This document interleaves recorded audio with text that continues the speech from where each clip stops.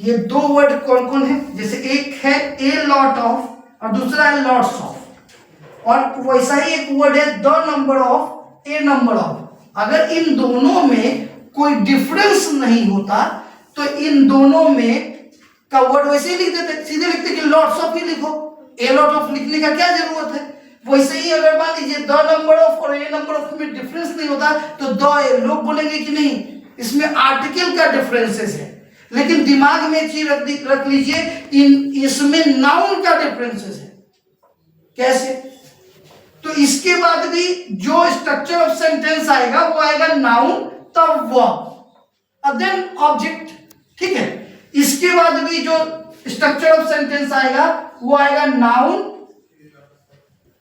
Plus verb, और उसके बाद पड़ा हुआ जो भी ऑब्जेक्ट होगा। क्लियर है? सेम कंडीशन इसके साथ भी रहेगा, लेकिन इन दोनों का डिफरेंस जान लीजिए, एक बार जान लीजिएगा, जीवन भर याद रहेगा। कोई कॉम्पिटिटिव एग्जाम ले लीजिए, चाहे बैंक, एसएससी, रेलवे में तो इंग्लिश पूछता नहीं है, लेकिन कॉम्पिटिटिव एग्जाम में प्रायः ये वर्ड यूज करता है और बच्चे गलती कर देते हैं। ठीक है, ए लॉट ऑफ के बाद जो नाउन आएगा वो क्या होगा, किस फॉर्म में होगा? आपने क्या बताया अभी? प्लूरल, मतलब ये प्लूरल है। और इसके बाद जो वर्ब आएगा वो क्या होगा?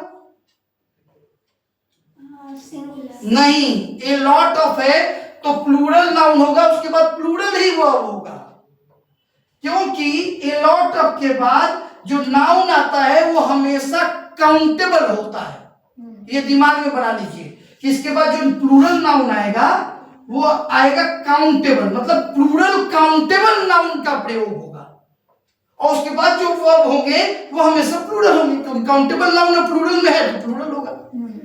क्लियर है कि नहीं? लेकिन स्ट्रक्चर ऑफ सेंटेंस में समझने की आवश्यकता हमेशा पड़ती है, क्योंकि अगर वन ऑफ की बात करें तो वन ऑफ के बाद जो नाउन आता है वो प्लूरल होता है, उसके बाद जो वर्ब होता है वो सिंगुलर होता है। क्यों? इसलिए क्योंकि वन ऑफ का मतलब क्या है?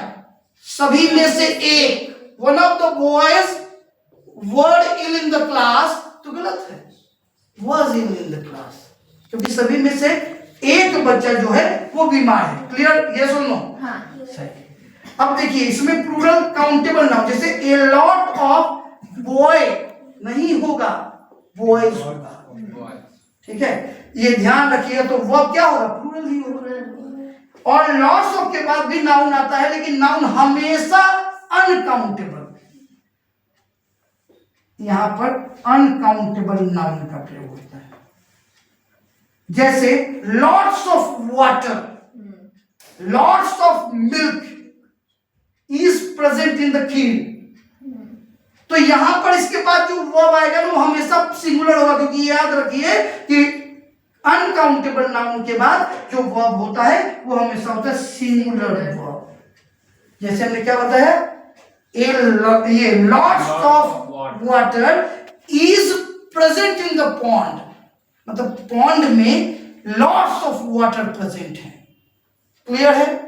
कोई दिक्कत? इन दोनों को एकदम याद रखिएगा, हर परीक्षा में कहीं ना कहीं ला देता है। वैसे ही द नंबर ऑफ और ए नंबर ऑफ समझने के लिए क्लियर हो जाइए कि इन दोनों के बाद नाउन आएगा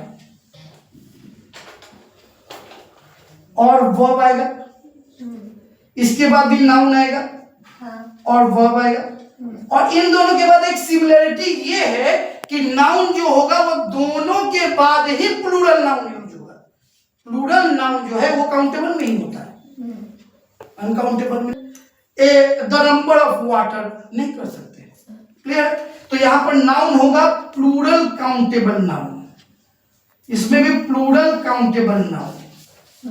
वर्ब का डिफरेंस है, इसमें जो वर्ब यूज होगा और इसमें जो वर्ब यूज होगा, इन दोनों में एक डिफरेंस है। वो डिफरेंस क्या है कि द नंबर ऑफ के बाद जो वर्ब यूज होगा, याद रखना द स्पेसिफिक है, स्पेसिफिक शो करता है, तो उसके बाद जो वर्ब यूज होगा वो होगा हमेशा सिंगुलर। क्लियर? और ए नंबर ऑफ के बाद, मतलब ए नंबर ऑफ के बाद जो वर्ब यूज होगा वो हमेशा, बस यही अंतर है। जैसे अगर आप कह रहे हैं कि द नंबर ऑफ बॉयज अगर आप कह रहे हैं कि the number of boys is present in the class is correct, are present in the class गलत है। अगर लिखा हो the number of boy are present in the class गलत है। समझ गए कि नहीं? वहां पर बॉयज लगाना होगा। क्लियर है कि नहीं है? किसी को कोई दिक्कत? ये हम आगे सिंटैक्स जिसको हम सब्जेक्ट वर्ब एग्रीमेंट कहते हैं इसमें भी और क्लियर रूप से जानेंगे, लेकिन ओवरव्यू अभी तत्काल हमने नाउन में आपको दे दिया है।